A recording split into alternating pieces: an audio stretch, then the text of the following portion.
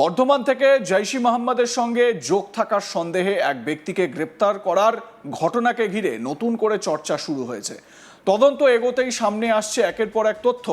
তদন্তকারীদের দাবি, ধৃতের কাছ থেকে উদ্ধার হয়েছে একাধিক গুরুত্বপূর্ণ নথি, আর সেই নথির মধ্যে ছিল ভিআইপি ব্যক্তির সফরসূচির বিস্তারিত তথ্য। এই ঘটনাকে ঘিরেই শুক্রবার সাংবাদিকদের মুখোমুখি হয়ে প্রতিক্রিয়া দিয়েছেন শুভেন্দু অধিকারী। তিনি দাবি করেছেন, শুধু তিনিই নন, আরও কয়েকজন গুরুত্বপূর্ণ ব্যক্তিও ওই সন্দেহভাজনের নজরে ছিলেন।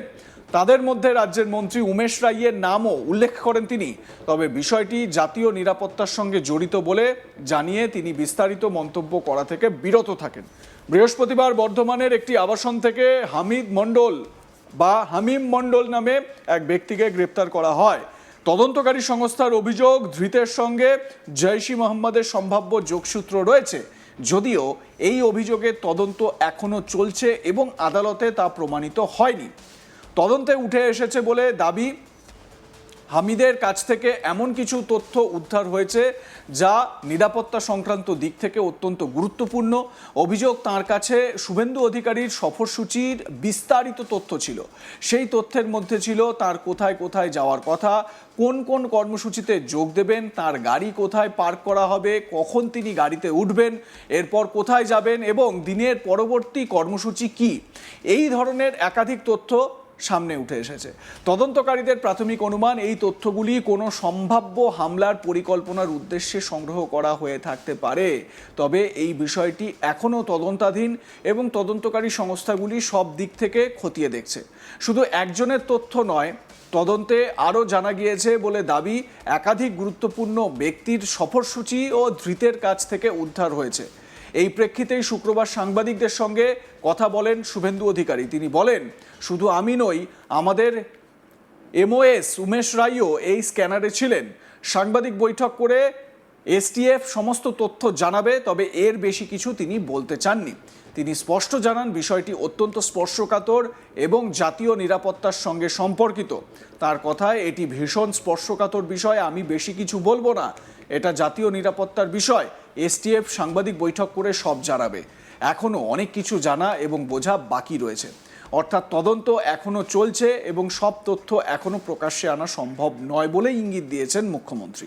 কি বলেছেন তিনি, শুনুন। শুধু আমি তো নয়, কালকে এসটিএফ বলবে, টাকাটা সাইফুল আপনি কালকে শুনবেন। আওয়ার এমওএস উমেশ রাই অলসো এই স্ক্যানারের মধ্যে ছিল। বাকিটা আমি বলছি, ভেরি সেন্সিটিভ, সো প্লিজ এর থেকে বেশি আমাকে দিয়ে বলা যাবে না। শুধু এবার শুনে নেওয়া যাক মন্ত্রী উমেশ রাইয়ের কি বক্তব্য, শুনুন। আমাকে শুধু হুমকি দেয়নি, এটা মাননীয় সিএম কেউ করেছিল, আর ওরা দাবা করেছিল যে সিএমের যিনি পিএ ছিলেন তাকেও ওনারাই মেরেছেন। এই ধরনের অনেকগুলো ভিডিও দিয়ে থ্রেট করার একটা প্রয়াস হয়েছিল। আমাকে আমার ছেলেকে কিডন্যাপ করার কথা বলেছিল, কিন্তু আমি আশ্বস্ত ছিলাম যে পুলিশ এটা ক্র্যাক করবে। হাওড়া সিটি পুলিশের কমিশনার এই বিষয়টাকে অন করেছিলেন, পরে এসটিএফ এটাকে তদন্ত করে ধরেছে। আরও কিছু বাকি আছে, এই মামলাটা আর নিচু পর্যন্ত যাবে। এর সঙ্গে যারা যুক্ত, যারা সহযোগিতা করেছে, যাদের সমর্থনে এইসব হয়, এক একজনকে চিহ্নিত করে তাদের বিরুদ্ধে কঠোর পদক্ষেপ নেওয়া হবে। পশ্চিমবাংলার মানুষকে এখন এটা বুঝে নিতে হবে যে আপনারা সেফ আছেন।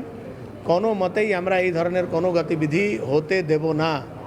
আর কোনো জেহাদি অ্যাক্টিভিটি পশ্চিমবাংলা মাটিতে হবে না, সেটা মাননীয় মুখ্যমন্ত্রী শুভেন্দু অধিকারীর সরকার এটা সুনিশ্চিত করেছে। পাকিস্তান থেকেই থ্রেটগুলো পাকিস্তান থেকেই আসছিল, আর এর মধ্যে লোকাল লোককে ইনভলভ করা হয়। এই যে নেক্সাস, এই পুরো নেক্সাসটাকে আমরা ধরবো, আর ধরে এর পিছনে যারা যারা আছে সবাইকে আমরা তাদের বিরুদ্ধে আমরা ব্যবস্থা নেব। পিলখানা, শিবপুর, মটিয়াবুরুজ, খিদিরপুর এটাই তো থাকবে। আর পাকিস্তান এখানে কোথা থেকে লোক পাবে? পাকিস্তান তো আর আপনাকে আমাকে ইউজ করবে না, ইউজ এদেরকে করে। কিন্তু এর সঙ্গে যত লোক যুক্ত আছে কেউ কিন্তু বাদ যাবে না, সবার বিরুদ্ধে কঠোর পদক্ষেপ নেওয়া হবে। নিরাপত্তা বিশেষজ্ঞদের মতে, কোনো গুরুত্বপূর্ণ ব্যক্তির সফরসূচি যদি ভুল হাতে পৌঁছে যায় তাহলে তা নিরাপত্তার দিক থেকে বড় উদ্বেগের কারণ হতে পারে। সেই কারণেই এই ধরনের ঘটনায় তদন্ত অত্যন্ত গুরুত্বের সঙ্গে করা হয়।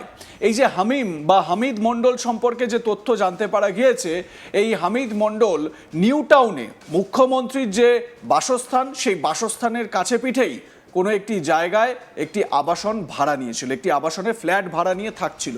এবং মুখ্যমন্ত্রী কখন বাড়ির থেকে বের হচ্ছেন, কখন বাড়িতে ঢুকছেন, কি কি তার সফরসূচি, কবে কবে তিনি বেরোচ্ছেন, কোন কোন দিন কোন কোন জায়গায় যাচ্ছেন, এই স্পেসিফিকভাবে বিষয়গুলো খুঁটিয়ে খুঁটিয়ে সব নজরদারি চালাতো এই হামিদ মণ্ডল বলে জানতে পারা গিয়েছে। এবং এর নেপথ্যেও যে মাইন্ডসেটটা দেখুন, যেখানে পূর্ব বর্ধমানের এই রেনেসা হাউজিং একটা অভিজাত আবাসন, যেখানে সচরাচর পুলিশের বা অন্য কারোর নজর হয়তো পড়বে না, তার কারণ সেখানে জঙ্গি বা জিহাদি লুকিয়ে থাকবে এই রকম বিষয় কিন্তু সহজে মাথায় আসবে না। আমার সহকর্মী সুজাতা মেহরার সঙ্গে কথা বলার সময়ও জানতে পেরেছি যে ওই আবাসনে বেশ কিছু জেলার বেশ কিছু গুরুত্বপূর্ণ সিনিয়র পুলিশ কর্তা সেখানে থাকেন, তাদের সেখানে বাসস্থান। সুতরাং স্বাভাবিকভাবে পুলিশের বাসস্থান মানে পুলিশ যেখানে রয়েছে সেখানে কোনো জিহাদি লুকিয়ে থাকবে এটা কিন্তু ভাবাই যায় না। তো এইটাও কিন্তু একটা দেখার মতন। বর্তমানে আপনারা জানেন খাগড়াগড় বিস্ফোরণ কাণ্ড, পরবর্তী সময় যেটা মানে খাগড়াগড় বিস্ফোরণটাকেই পুরো একদম ধামাচাপা দেওয়ার চেষ্টা হচ্ছিল, সিলিন্ডার বিস্ফোরণ ইত্যাদি বলে চালিয়ে দেওয়ার চেষ্টা হচ্ছিল। পরবর্তী সময় দেখা গেল সেখানে পুরো জঙ্গি নাশকতামূলক কার্যকলাপ সেখানে চলছিল। এবং এই তথ্যে এই জায়গায় এই বিস্ফোরণ কাণ্ডে এনআইএর হাতে গুরুত্বপূর্ণ সব নথি বা তথ্য সামনে এসেছে। এবারে এই হামিদ মণ্ডলের আসল উদ্দেশ্য, হামিদ মণ্ডল হয়তো স্লিপার সেল হিসেবে কাজ করছিল এখানে। এই হামিদ মণ্ডলকে যারা পাকিস্তানের আইএসআই এর ওই অ্যাসেট হিসেবে যারা কাজ করে, নিশ্চয়ই আপনারা জানেন, আজ তাক বাংলায় আমরা এই অ্যাসেট সম্পর্কে ভীষণ রকমভাবে আলোচনা করেছি। হয়তো আইএসআই এর অ্যাসেট হিসেবে কাজ করছিল বা জৈশ-ই মোহাম্মদের একেবারে সরাসরি রিক্রুট জিহাদি হিসেবে যে কোনো সময় যে কোনো রকম বিপত্তি ঘটিয়ে দিতে পারত। তো স্বাভাবিকভাবে এই হামিদ মণ্ডলের গ্রেপ্তার হওয়াটা একটা বড় উল্লেখযোগ্য দিক পুলিশের এসটিএফ এর জন্য। বেঙ্গল পুলিশের এসটিএফ ঠিক এই মুহূর্তের কিছুক্ষণ পরেই এই হামিমকে গ্রেপ্তার করে। দেখুন, জিমে ব্যায়াম করছিলেন এই হামিম এবং তারপর কিছুক্ষণ পরেই তাকে গ্রেপ্তার করা হয়। মুখ্যমন্ত্রী কি বলেছেন এ প্রসঙ্গে আরো একবার শুনুন। শুধু আমি তো নয়, কালকে এসটিএফ বলবে।